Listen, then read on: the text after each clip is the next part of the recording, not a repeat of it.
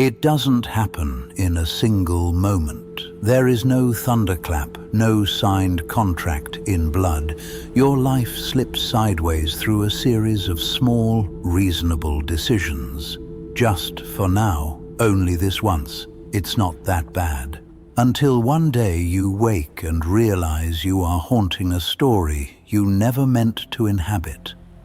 The sinister part is how normal it all looks. You have a job, maybe a relationship, a calendar dotted with meetings and dinners.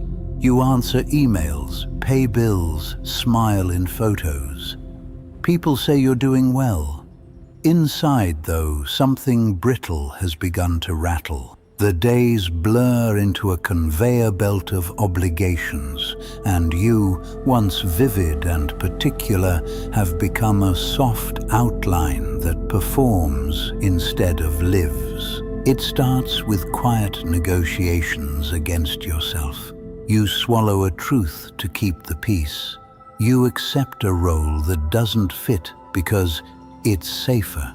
You laugh at jokes that insult the person you used to dream of becoming. Each compromise feels tiny, hardly worth resisting, like trading a single feather from your wings.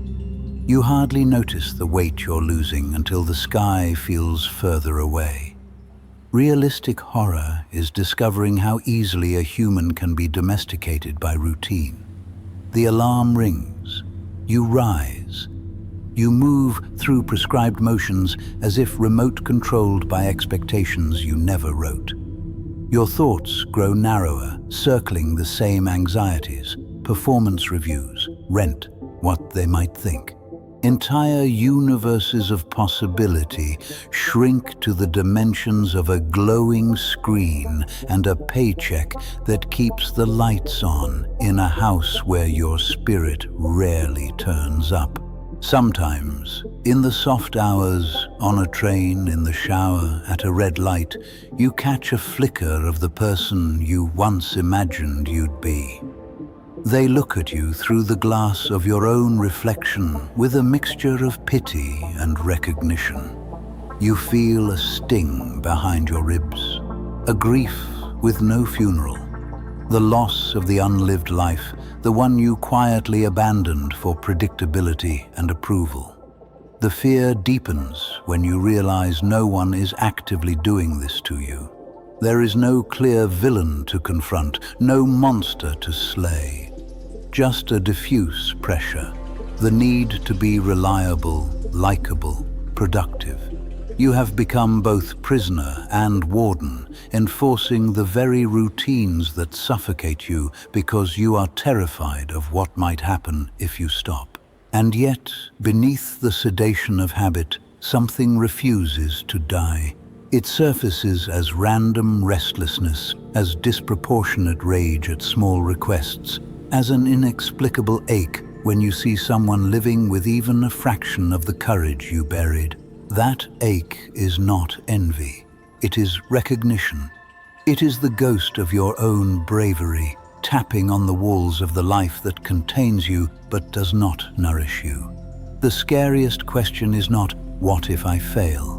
But what if I never try? What if you spend decades walking corridors you never chose, only to realize at the end that the door was never actually locked? That the bars were made of assumptions, of inherited fear, of stories about what is and isn't possible for someone like you. One night, the horror crystallizes in a single, simple thought. If nothing changes, this is all my life will ever be. The sentence lands like a cold hand on your throat. You can feel two futures watching. One where you roll over, silence the feeling, and continue the slow, polite vanishing of your own desires. Another where you let that terror move you, even one trembling step toward a different script. The truly frightening thing is how much courage it takes to choose the second future. The truly miraculous thing is that you can, even now, even here, in the middle of a life that looks fine on paper and haunted in your chest. All it takes at first is one small act of disobedience in favor of your own soul. A boundary spoken, an hour reclaimed, a dream admitted out loud. It won't fix everything, but it will prove that the story breathing down your neck is not the only one available. And once you taste that, the cage, however comfortable, will never feel entirely real again.